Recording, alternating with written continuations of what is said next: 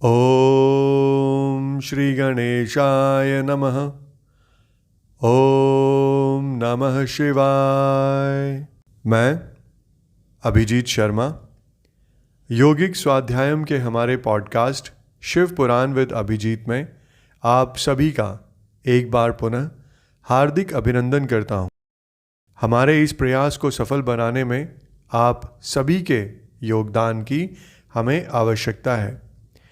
अगर आपको हमारा ये प्रयास उपयुक्त लगे तो कृपया इस पॉडकास्ट को अपने सभी मित्रगण एवं संबंधियों तक पहुंचाकर हमारा उत्साहवर्धन करें। तो चलिए आज हम अपने अगले एपिसोड को आरंभ करते हैं। आज हम श्री शिव पुराण की दूसरी संहिता रुद्र संहिता के तीसरे खंड पार्वती खंड के 13वें अध्याय से आगे बढ़ेंगे। 13वां अध्याय जिसका शीर्षक है पार्वती और शिव का दार्शनिक संवाद।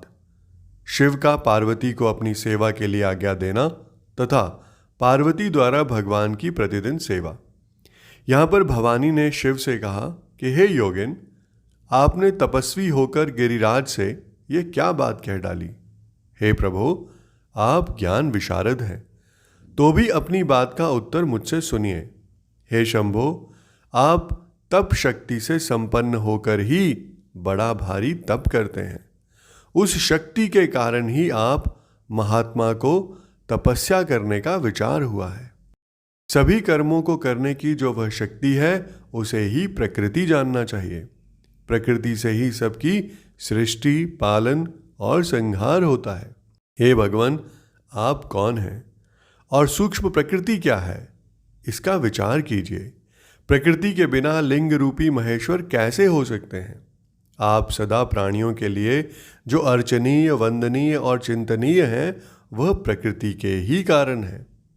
इस बात को हृदय से विचार कर ही आपको जो कहना है वह सब कहिए। इसके बाद ब्रह्मा जी नारद जी से कहते हैं कि हे नारद, पार्वती जी के इस वचन को सुनकर महती लीला करने में लगे हुए प्रसन्न चित्त महेश्वर हंसते हुए यूं बोले। महेश्वर ने कहा, मैं उत्कृष्ट तपस्या द्वारा ही प्रकृति का नाश करता हूँ और तत्वतः प्रकृति रहित शंभु के रूप में स्थित होता हूँ। अतः सत्पुरुषों को कभी या कहीं प्रकृति का संग्रह नहीं करना चाहिए। लोकाचार से दूर एवं निर्विकार रहना चाहिए। नारद, जब शंभु ने लौकिक व्यवहार के अनुसार यह बात कही तब काली मन ही मन हंसकर मधुर वाणी में यूं बोली। काली ने कहा, कल्याणकारी प्रभो, हे योगिन, आपने जो बात कही है क्या वह वाणी प्रकृति नहीं है? फिर आप उससे परे क्यों नहीं हो गए? क्यों प्रकृति का सहारा लेकर बोलने लगे? इन सब बातों को विचार करके तात्विक दृष्टि से जो यथार्थ बात हो उसी को कहना चाहिए। यह सब कुछ सदा प्रकृति से बंधा हुआ है, इसलिए आपको ना तो बोलना चाहिए और ना कुछ करना ही चाहिए, क्योंकि कहना और करना सब व्यवहार प्राकृत ही हैं। आप अपनी बुद्धि से इसको समझिए। आप जो कुछ सुनते, खाते, देखते और करते हैं वह सब प्रकृति का ही कार्य है। झूठे वाद विवाद करना व्यर्थ है। हे प्रभु शंभो, यदि आप प्रकृति से परे हैं तो इस समय इस हिमवान पर्वत पर आप तपस्या किस लिए करते हैं? हर प्रकृति ने आपको निगल लिया है, अतः आप अपने स्वरूप को नहीं जानते। ईश, आप यदि अपने स्वरूप को जानते हैं तो किस लिए तप करते हैं? हे योगिन, मुझे आपके साथ वाद विवाद करने की क्या आवश्यकता है? प्रत्यक्ष प्रमाण उपलब्ध होने पर विद्वान पुरुष अनुमान प्रमाण को नहीं मानते। जो कुछ प्राणियों की इंद्रियों का विषय होता है वह सब ज्ञानी पुरुषों की बुद्धि से विचार कर प्राकृत ही मानना चाहिए। योगीश्वर, बहुत कहने से क्या लाभ? मेरी उत्तम बात सुनिए। मैं प्रकृति हूँ, आप पुरुष हैं। यह सत्य है, सत्य है, इसमें संशय नहीं है। मेरे अनुग्रह से ही आप सगुण और साकार माने गए हैं। मेरे बिना तो आप निरीह हैं, कुछ भी नहीं कर सकते हैं। आप जितेंद्रिय होने पर भी प्रकृति के अधीन हो सदा नाना प्रकार के कर्म करते रहते हैं, फिर निर्विकार कैसे हैं और मुझसे लिप्त कैसे नहीं हैं? हे शंकर, यदि आप प्रकृति से परे हैं और यदि आपका यह कथन सत्य है तो आपको मेरे समीप रहने पर भी डर नहीं होना चाहिए। फिर ब्रह्मा जी कहते हैं, पार्वती का यह सांख्य शास्त्र के अनुसार कहा हुआ वचन सुनकर भगवान शिव वेदांत मत में स्थित हो उनसे यूं बोले। श्री शिव ने कहा, सुंदर भाषण करने वाली गिरिजय, यदि तुम सांख्य मत को धारण करके ऐसी बात कहती हो तो प्रतिदिन मेरी सेवा करो, परंतु वह सेवा शास्त्र निषिद्ध नहीं होनी चाहिए। गिरिजा से ऐसा कहकर भक्तों पर अनुग्रह और उनका मनोरंजन करने वाले भगवान शिव हिमवान से यूं बोले। शिव ने कहा, हे गिरिराज, मैं यहीं तुम्हारे अत्यंत रमणीय श्रेष्ठ शिखर की भूमि पर उत्तम तपस्या तथा अपने आनंदमय परमार्थ स्वरूप का विचार करता हुआ विचरूंगा। पर्वतराज, आप मुझे यहाँ तपस्या करने की अनुमति दें। आपकी अनुज्ञा के बिना कोई तप नहीं किया जा सकता। देवादिदेव शूलधारी भगवान शिव का यह कथन सुनकर हिमवान ने उन्हें प्रणाम करके कहा, हे महादेव, देवता, असुर और मनुष्यों सहित संपूर्ण जगत तो आपका ही है, मैं तुच्छ होकर आपसे क्या कहूँ।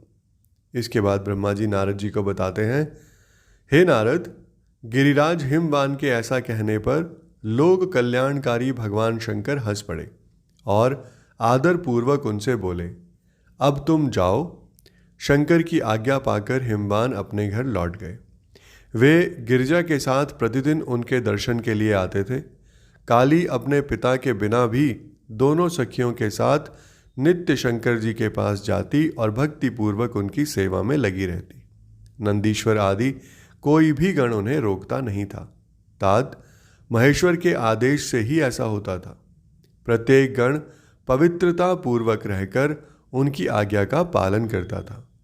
जो विचार करने से परस्पर अभिन्न सिद्ध होते हैं, उन्हीं शिवा और शिव ने सांख्य और वेदांत मत में स्थित हो जो कल्याणदायक संवाद किया, वह सर्वदा सुख देने वाला है।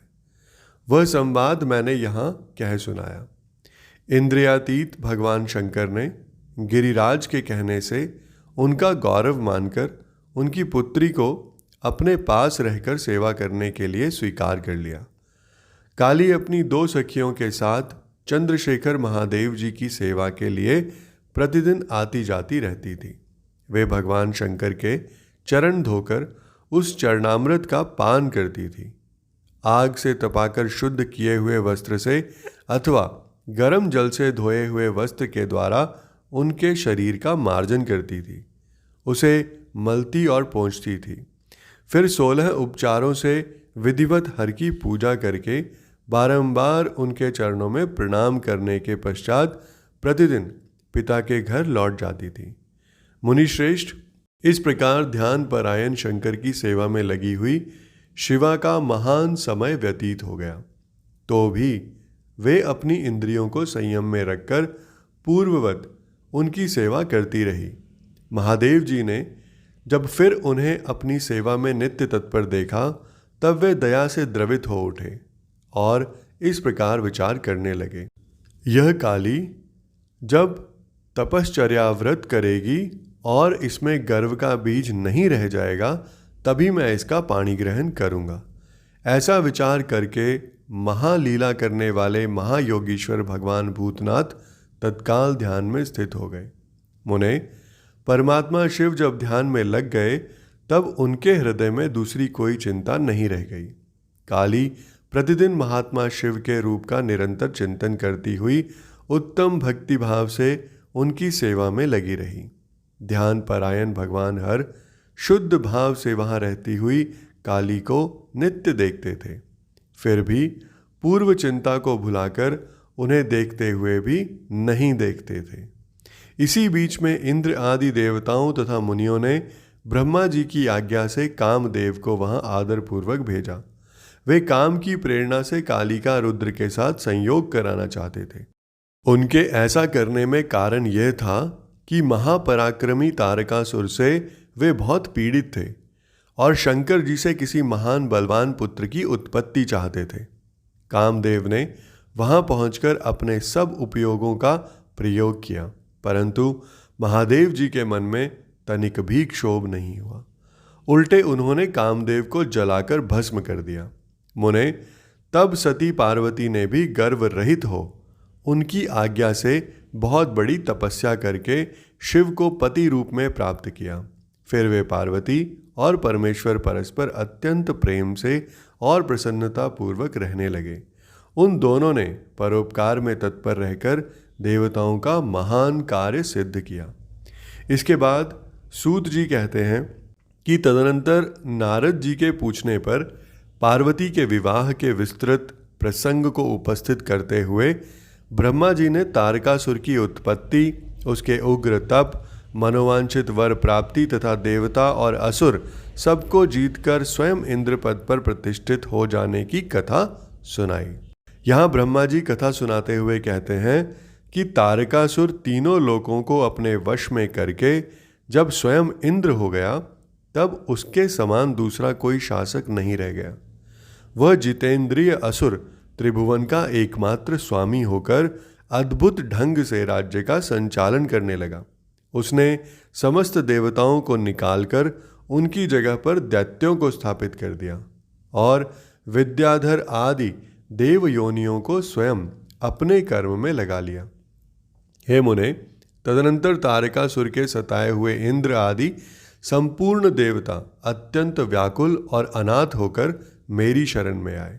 उन सब ने मुझ प्रजापति को प्रणाम करके बड़ी भक्ति से मेरा स्तवन किया और अपने दारुण दुख की बातें बताकर कहा, हे प्रभो, आप ही हमारी गति हैं, आप ही हमें कर्तव्य का उपदेश देने वाले हैं और आप ही हमारे धाता एवं उद्धारक हैं। हम सब देवता तारकासुर नामक अग्नि में जलकर अत्यंत व्याकुल हो रहे हैं। जैसे सन्निपात रोग में प्रबल औषधें भी निर्बल हो जाती हैं, उसी प्रकार उस असुर ने हमारे सभी क्रूर उपायों को बलहीन बना दिया है। भगवान विष्णु के सुदर्शन चक्र पर ही हमारी विजय की आशा अवलंबित रहती है, परंतु वह भी उसके कंठ पर कुंठित हो गया। उसके गले में पड़कर वह ऐसा प्रतीत होने लगा था मानो उस असुर को फूल की माला पहनाई गई हो। हे मुने, देवताओं का यह कथन सुनकर मैंने उन सब से समयोचित बात कही। हे देवताओं, मेरे ही वरदान से दैत्य तारकासुर इतना बढ़ गया है, अतः मेरे हाथों ही उसका वध होना उचित नहीं। जो जिससे पलकर बड़ा हो उसका उसी के द्वारा वध होना योग्य कार्य नहीं है। विष के वृक्ष को भी यदि स्वयं सींच कर बड़ा किया गया हो तो उसे स्वयं काटना अनुचित माना गया है।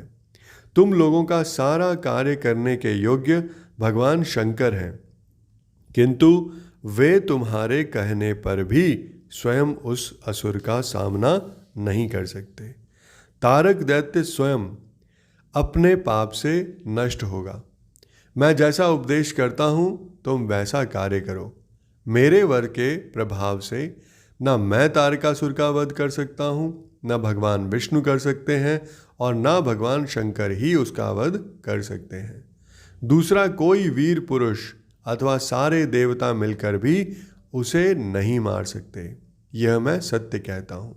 देवताओं, यदि शिवजी के वीर्य से कोई पुत्र उत्पन्न हो तो वही तारक दैत्य का वध कर सकता है, दूसरा कोई नहीं। सुरश्रेष्ठगण, इसके लिए जो उपाय मैं बताता हूँ उसे करो।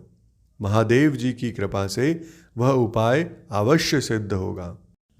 पूर्व काल में जिस दक्ष कन्या सती ने दक्ष के यज्ञ में अपने शरीर को त्याग दिया था, वही इस समय हिमालय पत्नी मेनका के गर्भ से उत्पन्न हुई है।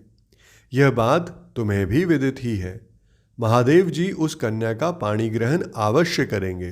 तथापि देवताओं, तुम स्वयं भी इसके लिए प्रयत्न करो।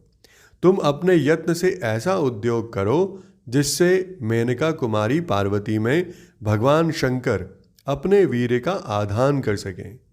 भगवान शंकर ऊर्ध्वरेता हैं उनका वीर्य ऊपर की ओर उठा हुआ है। उनके वीर्य को प्रस्खलित करने में केवल पार्वती ही समर्थ है। दूसरी कोई अबला अपनी शक्ति से ऐसा नहीं कर सकती। गिरिराज की पुत्री वे पार्वती इस समय युवावस्था में प्रवेश कर चुकी हैं और हिमालय पर तपस्या में लगे हुए महादेव जी की प्रतिदिन सेवा करती हैं। अपने पिता हिमवान के कहने से काली शिवा अपनी 2 सखियों के साथ ध्यान परायण परमेश्वर शिव की साग्रह सेवा करती हैं। तीनों लोकों में सबसे अधिक सुंदर पार्वती शिव के सामने रहकर प्रतिदिन उनकी पूजा करती हैं। तथापि वे ध्यान मग्न महेश्वर मन से भी ध्यानहीन स्थिति में नहीं आते, अर्थात ध्यान भंग करके पार्वती की ओर देखने का विचार भी मन में नहीं लाते। हे देवताओं, चंद्रशेखर शिव जिस प्रकार काली को अपनी भार्या बनाने की इच्छा करें, वैसी चेष्टा तुम लोग शीघ्र ही प्रयत्नपूर्वक करो। मैं उस दैत्य के स्थान पर जाकर तारकासुर को बुरे हट से हटाने की चेष्टा करूंगा। अतः अब तुम लोग अपने स्थान को जाओ। नारद, देवताओं से ऐसा कहकर मैं शीघ्र ही तारकासुर से मिला और बड़े प्रेम से बुलाकर मैंने उससे इस प्रकार कहा, हे तारक, यह स्वर्ग हमारे तेज का सार तत्व है, परंतु तुम यहाँ के राज्य का पालन कर रहे हो।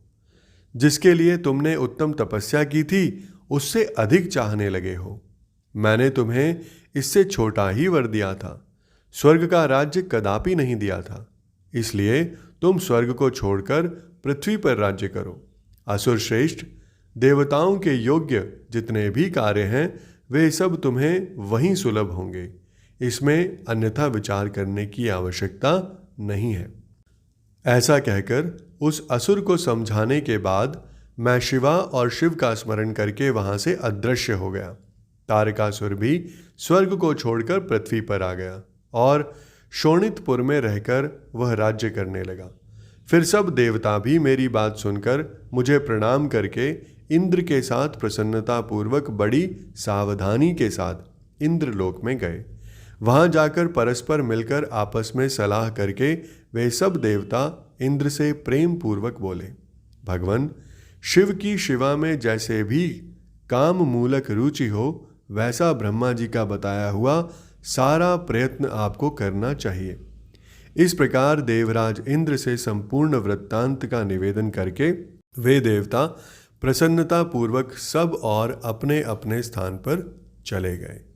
इसके साथ ही आज का हमारा ये एपिसोड यहीं संपन्न होता है। मैं कल फिर आपके समक्ष उपस्थित होऊंगा हमारे अगले एपिसोड के साथ, जिसमें हम बात करेंगे अगले अध्याय पर, जिसका शीर्षक है इंद्र द्वारा काम का स्मरण, उसके साथ उनकी बातचीत तथा उनके कहने से काम का शिव को मोहने के लिए प्रस्थान। आप सभी का मुझे इतने धैर्य एवं ध्यान से सुनने के लिए बहुत बहुत धन्यवाद।